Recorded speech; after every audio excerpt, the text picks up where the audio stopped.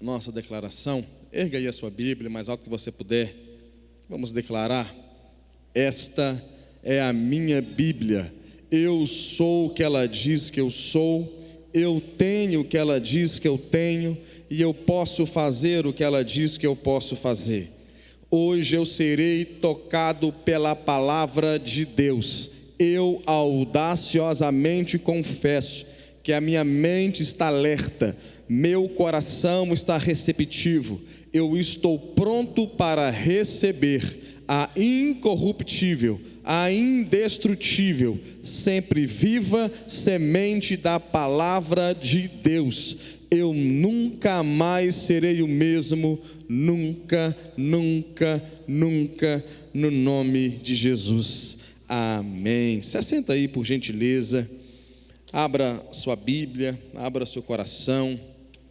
Romanos capítulo 8, versículo 28.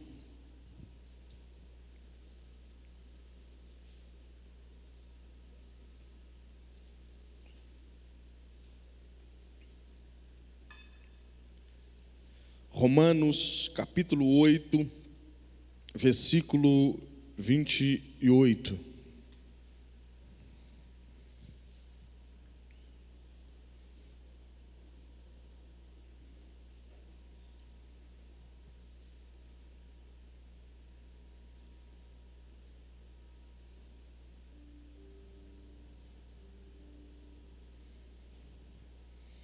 Nós vamos ministrar a mesma palavra do culto da virada. Não vai sair igual hoje pela manhã. Nós colocamos alguns exemplos diferentes.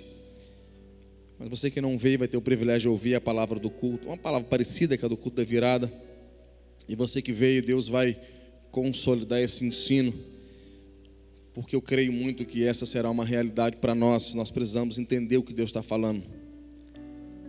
Romanos 8, 28. Sabemos que todas as coisas cooperam para o bem daqueles que amam a Deus, daqueles que são chamados segundo o seu propósito. Sabemos que todas as coisas cooperam para o bem daqueles que amam a Deus, daqueles que são chamados segundo o seu propósito. Pai, a tua palavra ela é viva e eficaz, mais penetrante do que qualquer espada de dois gumes, capaz de penetrar ao ponto de dividir as juntas e medulas, a alma e o espírito, discernir pensamentos e propósitos do coração do homem. Que a tua palavra possa penetrar de forma tão profunda em nós, Senhor. Que a tua palavra possa ir ao ponto de dividir a alma e o espírito. Que a tua palavra possa ir ao ponto e chegar em lugares que nós nem conhecemos em nós mesmos. E gerar em nós, no Espírito, os frutos que o Senhor quer que ela gere. Ó Pai, que essa não seja uma palavra persuasiva de sabedoria humana, mas em demonstração de Espírito e de poder, para que a fé dos teus filhos não se apoie em sabedoria humana, mas no poder do Senhor. Não deixe eu aqui ministrar apenas um sermão, uma palestra, um discurso, mas coloque vida nas minhas palavras, Pai, em nome de Jesus. Quantos creem, digam amém. Nós falamos ali sobre o ano da vitória. Nós falamos, o pastor Márcio também falou. Eu frisei a última expressão do pastor Márcio. Nós não estamos isentos das provas, mas nós já recebemos uma palavra profética sobre Deus, uma palavra de Deus de forma profética liberada sobre nós, que é o ano da vitória. Agora, de acordo com esse texto, que todas as coisas cooperam para o bem daqueles que amam a Deus, daqueles que são chamados segundo o seu propósito. Ou seja, o grande segredo para vivermos uma vida de vitória em vitória é viver uma vida onde as coisas, e falar que todas as coisas vão cooperar, é ter o próprio Deus cooperando conosco. Irmãos, nós vamos ver pela Bíblia que nós podemos ter o próprio Deus cooperando conosco. E quando o próprio Deus está cooperando conosco, todas as coisas cooperam para o nosso bem. todas as coisas cooperam para o bem daqueles que amam a Deus, aqueles que foram chamados segundo o seu propósito. Há um propósito que foi estabelecido por Deus. Há um chamado para um propósito. Eu creio, irmãos, eu creio com todas as minhas forças que Deus tem um chamado específico, um propósito específico para cada pessoa aqui hoje. Eu creio com toda a minha força que Deus tem um propósito específico. Eu também creio que Deus não vai te obrigar a viver o propósito.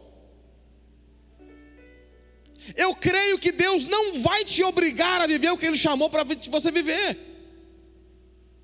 Deus, Ele te anuncia um propósito, Ele queima o teu coração por um propósito, Ele de alguma forma te mostra um propósito, mas Deus não te obriga. Agora temos uma coisa: você irá colher os frutos de não servir a Deus no propósito, ou você irá colher a bênção de ter o propósito de Deus na sua vida.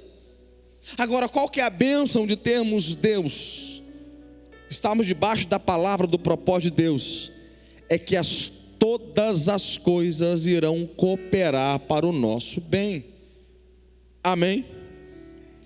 Todas as coisas irão cooperar para o nosso bem. Paulo continua, e no versículo 31 ele diz: que diremos, pois? Versículo 31 do capítulo 8 de Romanos: que diremos, pois, à vista dessas coisas? Se Deus é por nós, quem será contra nós? Ou seja, o segredo de viver uma vida debaixo do propósito é que quando você está debaixo do propósito, de alguma forma Deus está ao seu favor. Agora, eu gostei muito, irmãos, uma expressão do pastor Hernandes Dias Lopes, ele aplicando esse texto, ele disse: o contrário também é verdadeiro. Se Deus é contra nós, quem será por nós?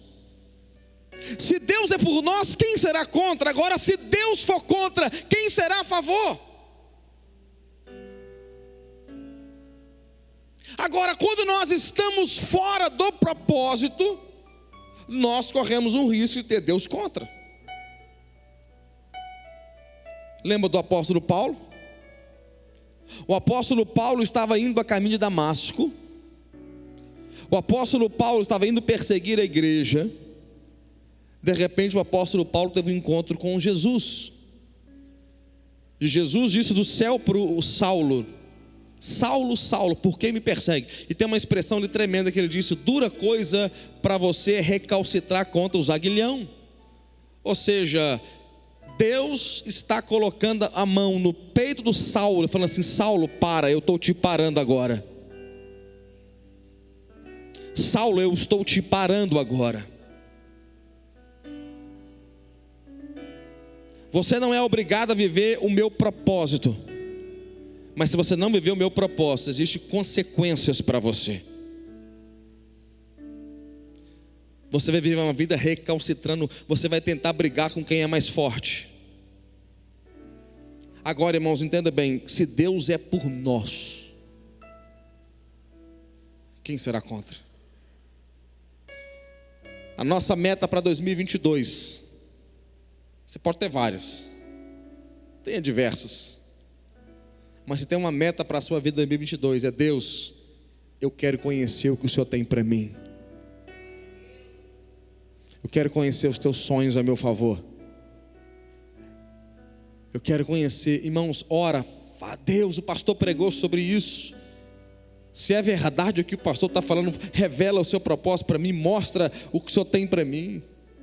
Irmão, se tem um propósito para 2022, Deus, eu quero conhecer o seu coração, eu quero conhecer a sua palavra, eu quero conhecer o Senhor intimamente, eu quero saber qual é a palavra específica, qual é a palavra rema, qual é a palavra direcionada para a minha vida, qual é a revelação específica para mim para 2022. Porque todas as vezes, repito, todas as vezes que você está debaixo do propósito, todas as coisas cooperam para o seu bem. Agora, quando nós olhamos para isso, todas as coisas cooperam para o bem, nós precisamos pensar: início do ano, a gente fez muitos votos. Eu estava até brincando com alguém ano passado, eu fui ver meus votos, falei assim: esse ano tem que perder 10 quilos. Perder 10 quilos, aí eu fui ver, eu engordei 1, eu estou 1 negativo para 2022. Eu queria perder 10 quilos, engordei 1. Então eu estou 1 quilo negativo, irmãos, para 2022. Então muitas vezes nós falamos para Deus algumas coisas e às vezes não conseguimos cumprir. Agora nós precisamos entender isso. Existe uma coisa que nós precisamos buscar com toda a nossa força em 2022. É o reino de Deus. É a justiça de Deus. Talvez você falou assim, é 2021, eu falei que nos meus alvos que eu ia aprender um curso novo, que eu ia falar inglês, que eu ia tocar um instrumento. De repente você não fez isso. Você pode fazer esse ano, amém, irmãos? Amém? Pode fazer esse ano. Agora, se tem uma coisa que você vai ter que buscar com toda a sua força, é o reino de Deus, a sua justiça. Por quê, pastor? Lembra que palavra profética, Mateus 6,33: buscai, pois, o reino de Deus, a sua justiça, e todas essas coisas vos serão acrescentadas. Porque quando nós estamos buscando o reino, eu estou buscando o reino, aquilo que é propósito vai começar a me seguir. Quantos creem nisso, irmãos, em nome de Jesus? Quantos creem que se você está buscando o reino, coisas vão buscar você? Quantos creem que quando você busca coisas, você alcança coisas? Agora quando você busca Deus, as coisas te buscam. Irmãos, a maturidade da fé, eu não vou falar, eu não estou pregando contra a igreja nenhuma, mas tem muitos pastores que ensinam as pessoas a fazerem só campanha para conquistar as coisas. Campanha, não estou citando nome de igreja nenhuma, não estou ferindo ética, mas campanha para conquistar isso, campanha para conquistar aquilo, campanha para fazer isso, campanha para fazer aquilo, campanha para aquilo, só para conquistar coisas, sendo que a palavra diz: busca o reino, busca a justiça, se esforça no reino, e aquilo que Deus tem para você, você não vai precisar buscar essas coisas, elas vão te acompanhar. Porque todas as coisas cooperam para o bem daqueles que amam a Deus, daqueles que são chamados segundo o seu propósito. E como eu falei na sexta, no culto da virada, eu preciso repetir esses exemplos. Quando nós estamos debaixo da bênção, debaixo do propósito, o melhor lugar para se estar é no centro da vontade de Deus. O melhor lugar para estar é no centro da vontade de Deus. E quando nós estamos no centro da vontade de Deus, até nas aparentes derrotas, estão as nossas maiores vitórias. Eu citei isso do pastor Drummond. Drummond parte na nossa frente. Até nas nossas aparentes derrotas estão as grandes vitórias. Porque quando a Bíblia diz todas as coisas cooperam, até aquelas coisas que nós não entendemos, até aquelas coisas que nós não compreendemos, até aquelas coisas que muitas das vezes nós nem queríamos que elas acontecessem. De alguma forma, Deus está usando aquilo para cooperar no chamado dele em nós. Nós falamos sobre José, vou começar com Davi. Nós não falamos de Davi no culto da virada. Lembra que Davi foi ungido rei, 1 Samuel 16. Davi é ungido rei. Deus escolhe Davi, tira Davi das malhadas. Agora, quando Deus ungiu Davi a rei, Davi não foi exercer o reinado, ele não foi viver como rei. Davi continuou a mesma coisa, mas tinha uma unção de rei. Ele recebeu uma palavra profética de Samuel. Quando Samuel ungiu Davi, Davi recebeu uma unção: você será um rei. Ele já é ungido rei, mas ainda não exercia a função de rei, mas já tinha chamado para rei. Mas continuou vivendo uma vida simples, uma vida de cuidar de ovelhas malhadas, e era uma função muito simples na época. Lembra que Davi carregava a marmita, a quentinha para os irmãos. Função simples. Ele recebeu o chamado de rei, mas não era rei. Só que de repente vem um Golias, e o Golias está ameaçando Israel. Não tem um homem ali capaz de enfrentar o Golias. Então Davi se candidata para ser aquele que vai derrubar o gigante. Agora, sabe o que é interessante? Quando Davi vai lutar contra aquele gigante, o prêmio de quem vencesse o gigante era casar com a filha do rei. Indiretamente existia um outro prêmio que não foi declarado, mas é um importante prêmio para quem ser rei. Davi recebeu notoriedade nacional.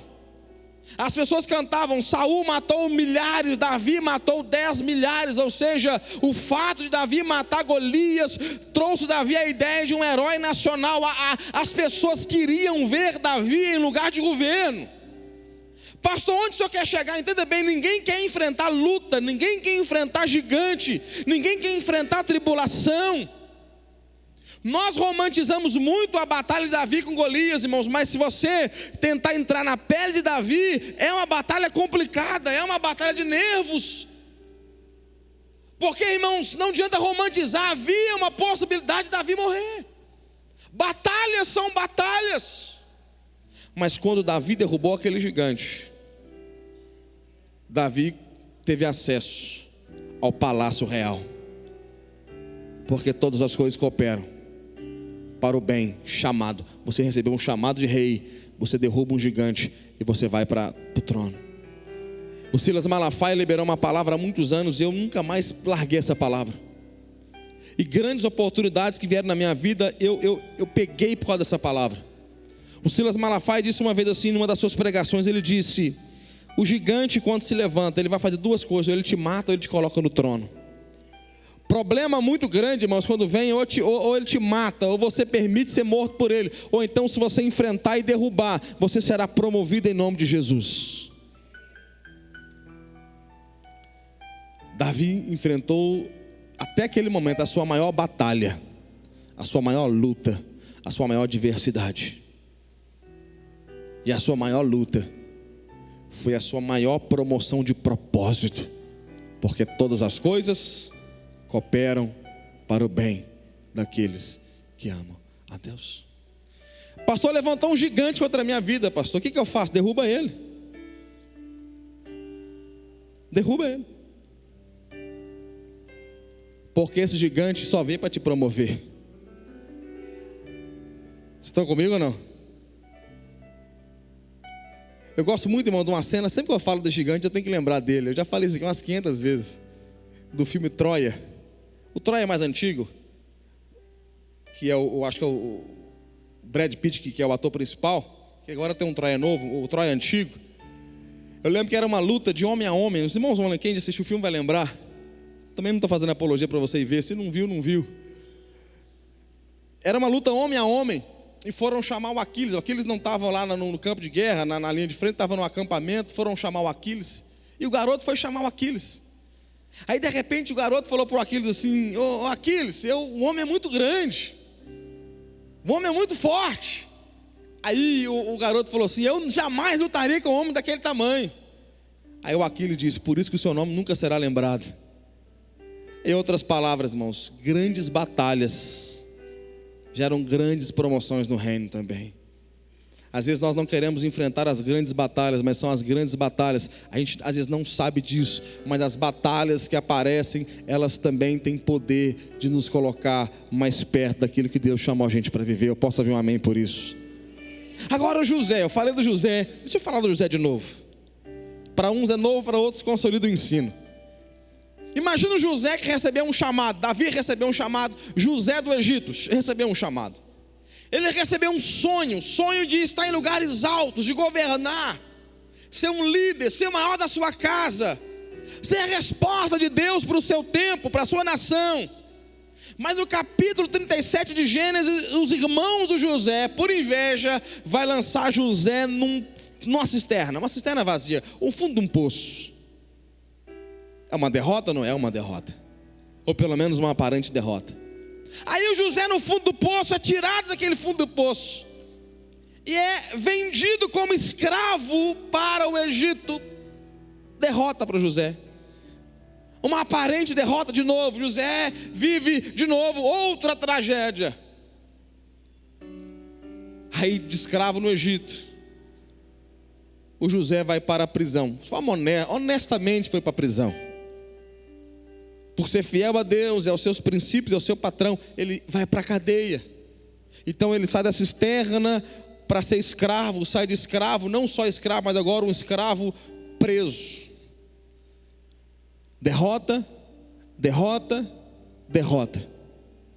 Só que, se a gente pegar do capítulo 37 ao 39, fala de uma história das aparentes derrotas de José.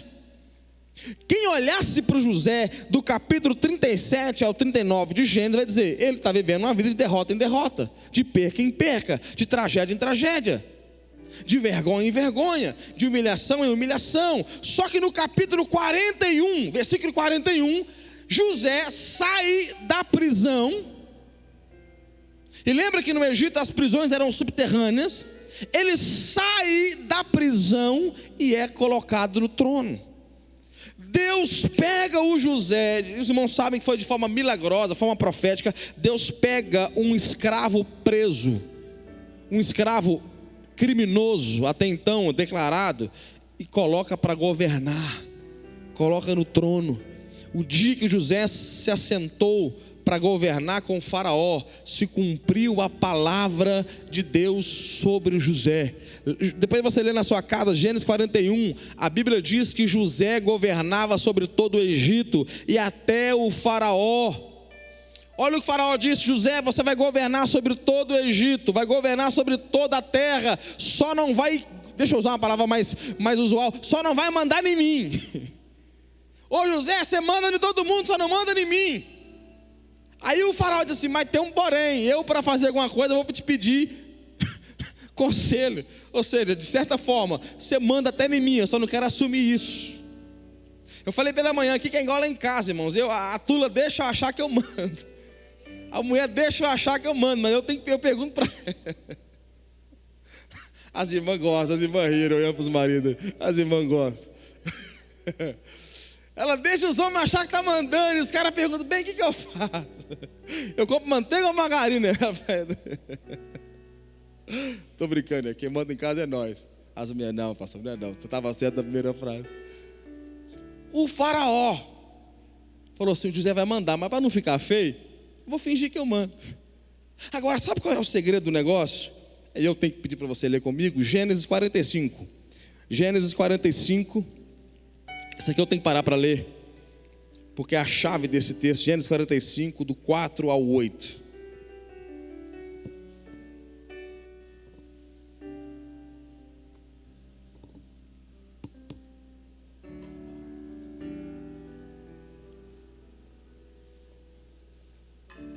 Olha aqui, Gênesis 45, de 4 a 8.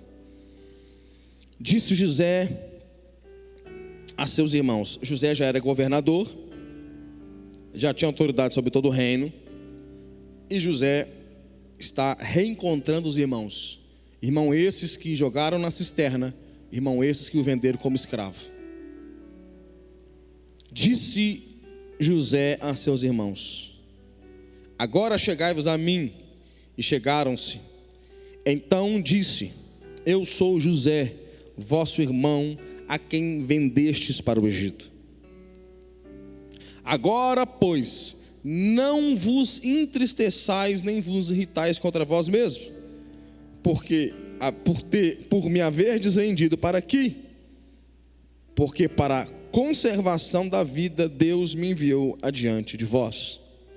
Porque já houve 2 anos de fome na terra, e ainda restam 5 anos em que não haverá lavoura nem colheita. Deus me enviou adiante de vós, para conservar a vossa sucessão na terra, e para vos preservar a vida por um grande livramento. Verso 8: assim não foste vós que me enviastes para cá, e sim Deus que me pôs por pai de Faraó e senhor de toda a sua casa, e como governador em toda a terra do Egito. Que tremendo isso, irmãos. Os irmãos pegaram José e venderam como escravo, e José foi para o Egito. E a pergunta é: onde era o melhor de Deus para José? Onde estava a honra de Deus para José? Onde estava o milagre de Deus para José? No Egito. Então aqueles irmãos não sabiam, mas até prejudicando José, aqueles irmãos de alguma forma, José entendeu. Nós lemos o texto, José entendeu que até os irmãos o prejudicando, aparentemente estragando a vida de José, aparentemente destruindo a juventude de José, aqueles irmãos estavam contribuindo para o chamado de Deus na vida de José. Pastor, como isso é possível? Todas as coisas cooperam para o bem daqueles que amam a Deus. Vocês estão comigo? O que na sua vida veio e você achou que era uma tragédia, mas Deus estava usando para te tornar uma pessoa melhor?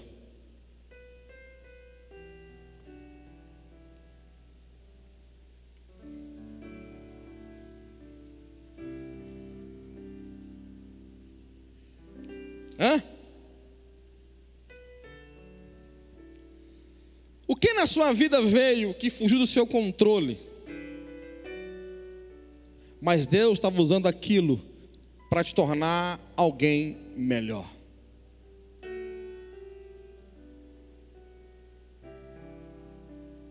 Hã?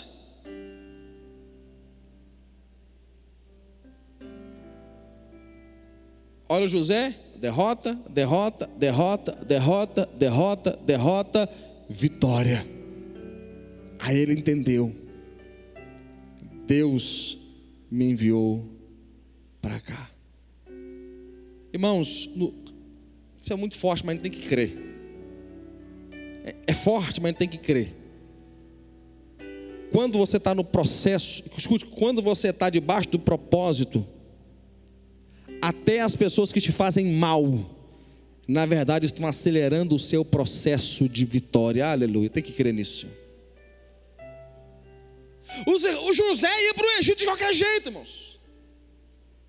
O José iria para o Egito de qualquer jeito, porque Deus colocou o José para ser governador da maior nação. Se fosse hoje, Deus teria mandado José para governar os Estados Unidos. José iria de qualquer forma para o Egito. O que os irmãos fizeram? Aceleraram a bênção do José. Eu preciso de pelo menos 3 pessoas para crer no que eu estou pregando aqui hoje, Jesus.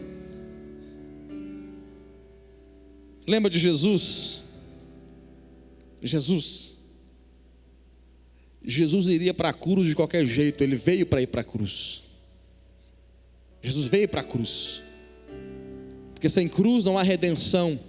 Jesus veio para a cruz, era inevitável a cruz, mas quando Judas o traiu, Judas o levou para a cruz. Porque quando você vive o processo, dentro do propósito, dentro do seu chamado, até quem te trai, te abençoa.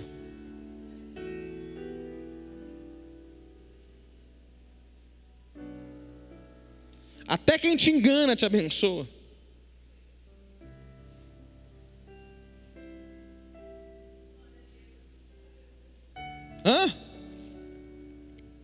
Aí a gente vive. Pastor falou que era o ano da vitória, mas eu estou passando perseguição. Pastor falou que era o ano da vitória, mas estou passando luta, gigante levantou.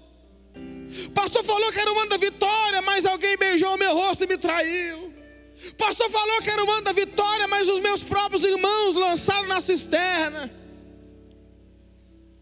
Abra os olhos, entenda como José, porque na verdade essas pessoas podem estar cooperando, se você estiver no propósito. Contextualize a minha pregação. Se você estiver no propósito, Deus pega até essas coisas e dá para você o que eles estão chamando hoje de vento de cauda. Aquele vento que vem num avião e faz o avião ter a capacidade de voar pelo menos 200 km por hora a mais do que a sua capacidade normal. Em nome de Jesus, você no propósito, eu profetizo sobre a sua vida um vento de cauda em 2022.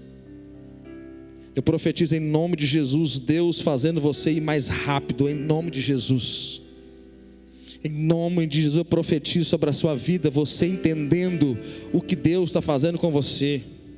Irmãos, quando nós entendemos o que Deus está fazendo, nós sofremos com classe. Aleluia. Aleluia. vento de cauda, vento nas costas, fluir, as coisas acontecendo. Como diz o pastor Márcio, não é ausência de problema, de luta, porque pode ser que sim, pode ser que não. Nada é garantido no que tange às circunstâncias, mas a vitória é garantida, porque todas as coisas cooperam para o bem daqueles que amam a Deus, daqueles que são chamados segundo o seu propósito. A pergunta é: você está no propósito? Está no propósito? Tem coragem para viver o propósito? Você na sua casa, você tem coragem para viver o propósito? Tem coragem para viver o reino?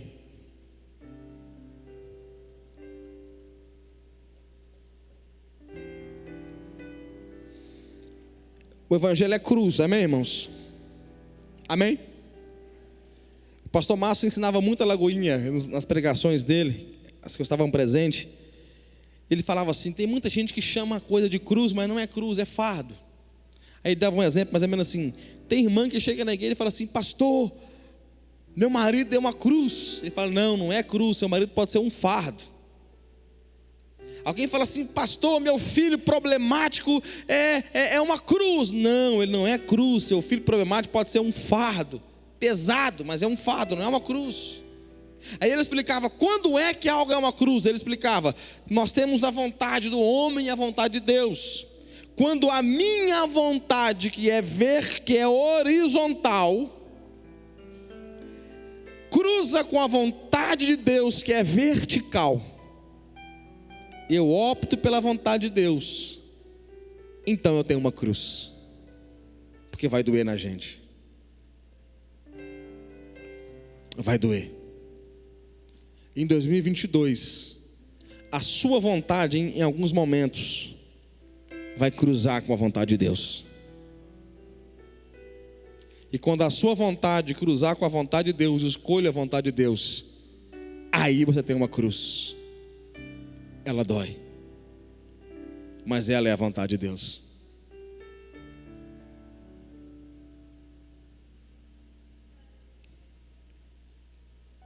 Evangelho que não nega a si mesmo não é evangelho. Escuta isso aqui, irmãos: se você diz que vive o propósito, se você não tem que abrir mão de nada, não é o propósito de Deus que você vive, porque não existe propósito sem cruz. Na Bíblia, Deus nunca levou o homem para o monte para dar as coisas, Deus leva o monte para tirar. Quem levou Jesus para o monte para oferecer foi o diabo, não foi Deus. E na maioria das vezes, para a gente viver o propósito de Deus, Deus tem mais que tirar de nós do que colocar em nós.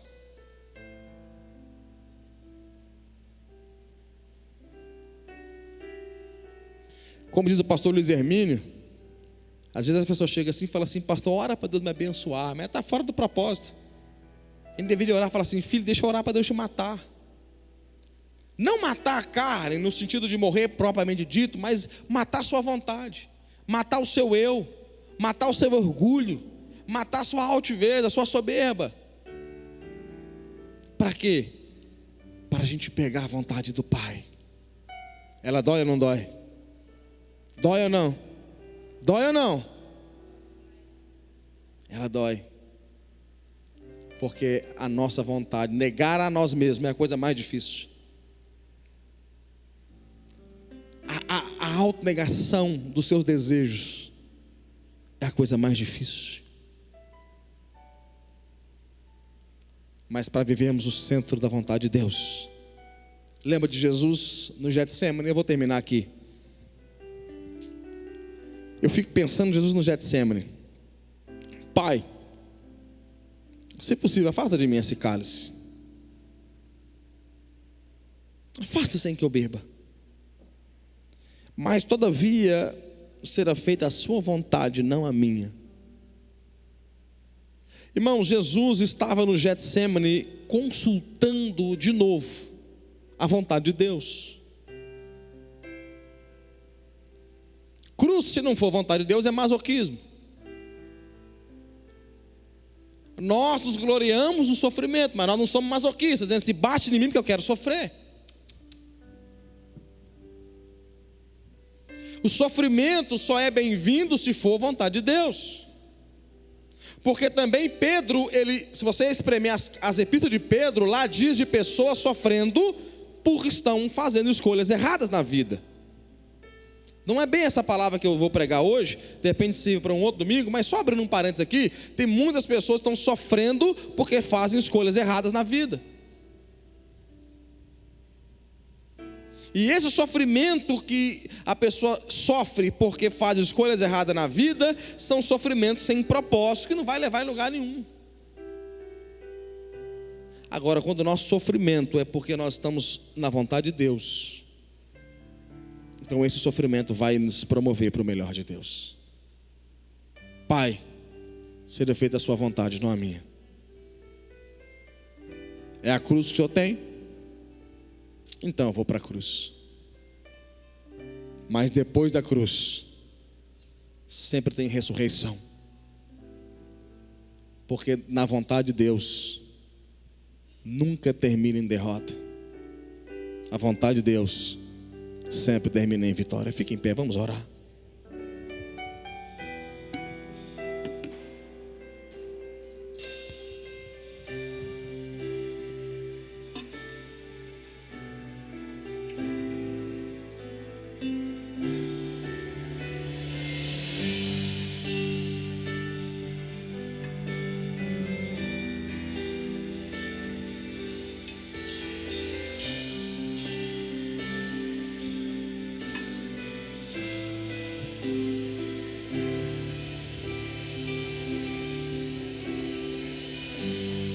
Sei que se eu te obedecer e se tua voz eu ouvir e seus mandamentos guardar, serei.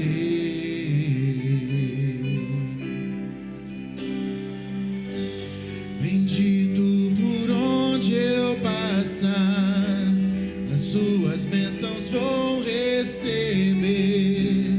O seu favor vai me alcançar, eu sei, pois eu confio nas promessas que tu tens pra mim.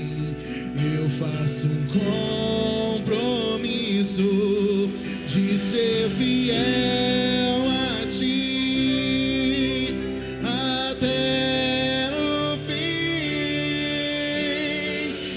Enche-me com teu Espírito, derrama em mim a tua unção. Eu vou fazer tua vontade, andar na tua direção.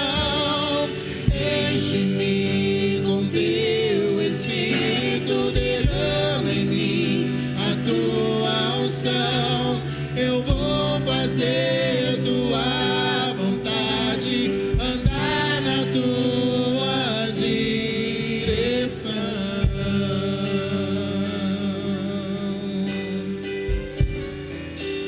Na tua direção.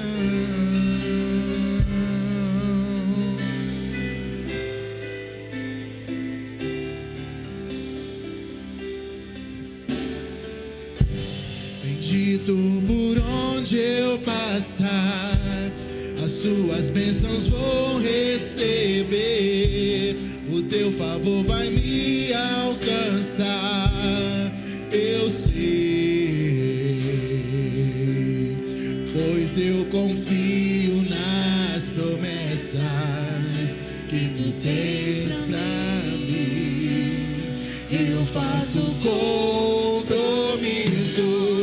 de ser fiel a ti até o fim. Enche-me com teu Espírito, derrama em mim a tua unção. Eu vou fazer tua vontade, andar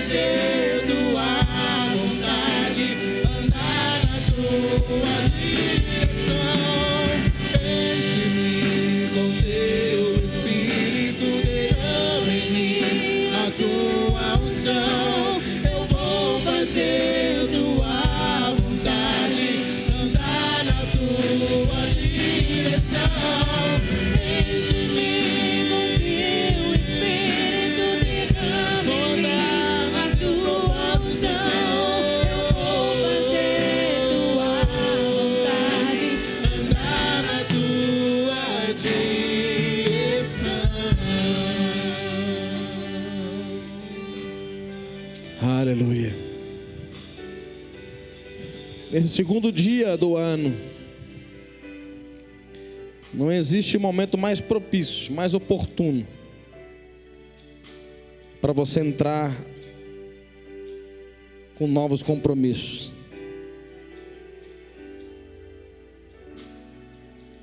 Não existe momentos mais oportuno de você falar assim: eu vou mudar a minha vida, em nome de Jesus. A partir de hoje, eu vou viver o propósito de Deus.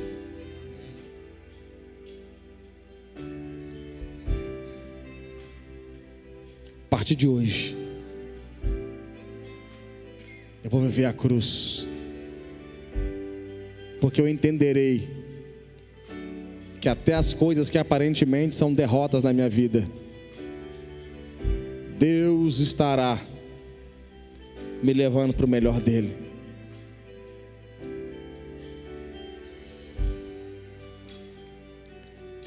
A palavra crise do português, a etimologia da palavra crise é a palavra crisol, produto utilizado para purificação de ouro.